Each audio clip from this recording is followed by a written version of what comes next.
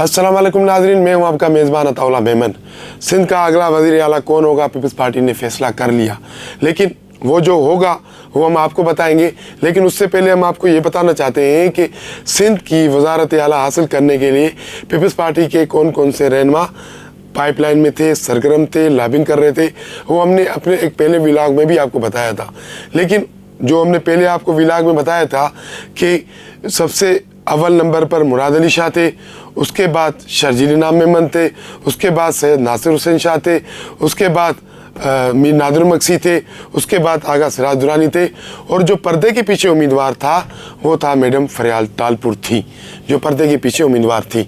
लेकिन अब जो हमारे ज़राए ने हतमी यानी कि जो फहरसत तैयार की है और जो पीपल्स पार्टी की क़यादत ने गुज़िश्ता रोज़ एक बड़ी बैठक में फ़ैसला किया है, उसमें सब लोग इस रेस से बाहर हो गए हैं। सिर्फ 2 अफराद इस रेस में अब तक भी मौजूद हैं जो वज़ारत आला हासिल करने की दौड़ में सबसे आगे हैं।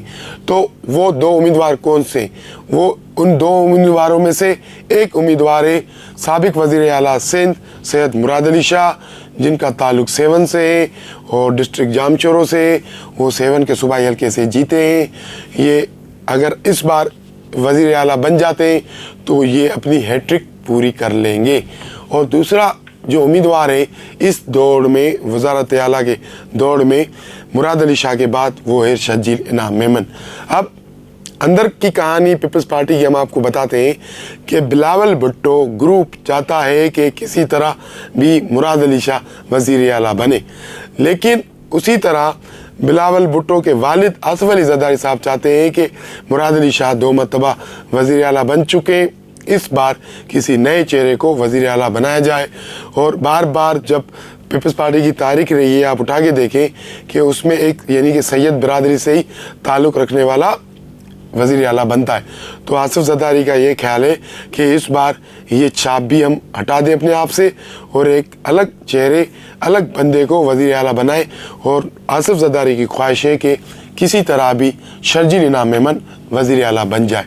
तो वज़ीर आला शिप की इस दौड़ में अब बचे हैं सिर्फ 2 उम्मीदवार, एक बिलावल भुट्टो के कैंडिडेट मुराद अली शाह, एक आसिफ अली ज़रदारी के कैंडिडेट शर्जील इनाम मेमन। अब ये फ़ैसला आज रात को हो जाएगा, क्योंकि इतलात ये आ रही है कि पीपल्स पार्टी की क़यादत ने सिंध से चुने हुए 9 मुंतखब सारे MPs को कराची तलब कर लिया है और उनको बिठाकर नए वज़ीर आला का इंतखाब करवाया जाएगा।